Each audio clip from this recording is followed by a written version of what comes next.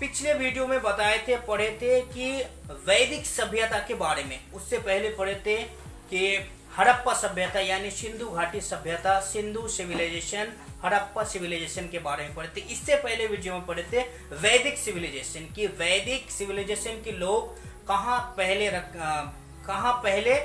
कहाँ बसा था, उसके बाद में कहाँ चले गए, उसके बाद क्या क्या हुआ उस साम्राज्य में, उस सिविलाइजेशन में, उस सभ्यता में लोग कैसे रहते थे, लोग कैसे उस सभ्यता का नींव रखा था, ये सब हम पढ़े थे।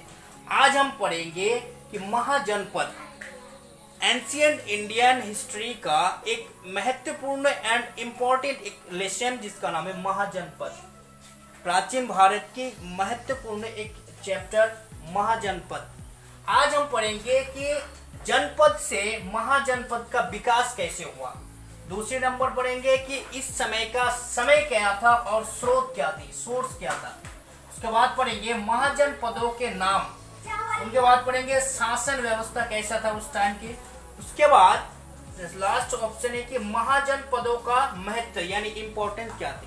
चलिए हम जानते हैं कि जनपद से महाजनपद का विकास कैसे हुआ।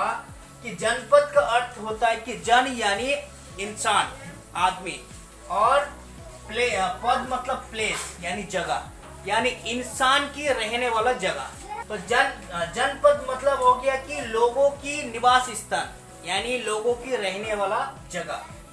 वैदिक काल के बाद कुछ शक्तिशाली बन गए महाजनपद।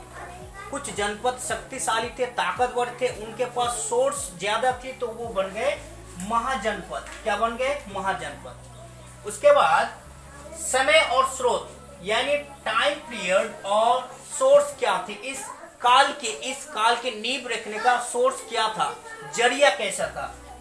ये काल लगभग ईसा पूर्व 600 के आसपास का है। बौद्ध ग्रंथ अंगुलर निकाय में 16 महाजनपदों का नाम जिक्र है।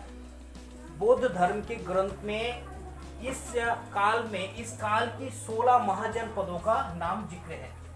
महाजनपदों के नाम 16 महाजनपदों का नाम जिक्र है, लेकिन कुछ प्रमुख महाजनपदों का नाम उल्लेख है। नंबर 1 मंदर, 2 कौशल, 3 अवंती, 4 वज्जी संघ, 5वीं वस्ते, 6 कुरु, 7वीं काशी, 8वां गंधर आदि।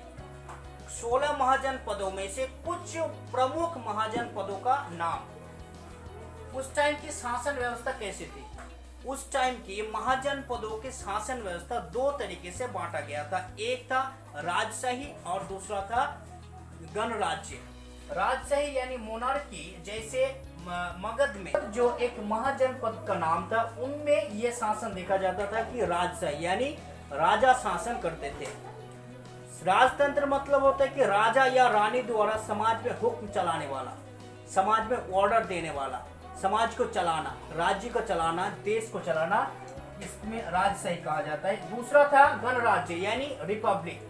जैसे वज्जी संघ में क्या था कि रिपब्लिक था, कि जनसंख्या, लोग, उस समाज की लोग सरकार चुनते थे, राजाओं को चुनते थे। उनके उस सिस्टम को, जनता द्वारा चुने जाने वाले राजा की सिस्टम को ही कहा जाता है रिपब्लिक। जैसे वज्जी संघ में ये रिपब्लिक शासन थे। उसके बाद महाजनपदों के इंपॉर्टेंस यानी महत्व क्या था, ऐतिहासिक महत्व क्या था। यही से प्राचीन भारत का राज्य और साम्राज्य की शुरुआत होती है। जैसे कोई साम्राज्य, कोई एक किंगडम, ये जो सिस्टम चली आ रही थी, ये इसी समय से शुरुआत हुई थी। दोस्तों, बौद्ध धर्म और जैन धर्म इसी समय का फली फूली थी। इसी समय बौद्ध धर्म और जैन धर्म का निर्माण हुआ था। और आगे चलकर मगध जो एक महाजनपद थे, उनमें से ही मौर्य साम्राज्य की शुरुआत होती है। ये मगध एक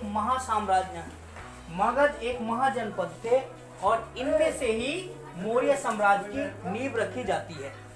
तो आज के इस टॉपिक में हमने पढ़ा कि जनपद से महाजनपद की विकास कैसे हुआ, महाजनपद की शासन व्यवस्था कैसी थी, महाजन पद के लोग क्या करते थे, कैसे साम्राज्य का नींव रखा जाता था।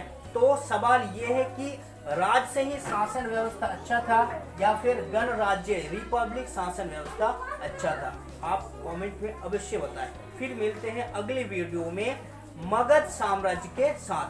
तब तक आप स्वस्थ रहिए और पढ़ते रहिए और अपने तैयारी जारी रखिए।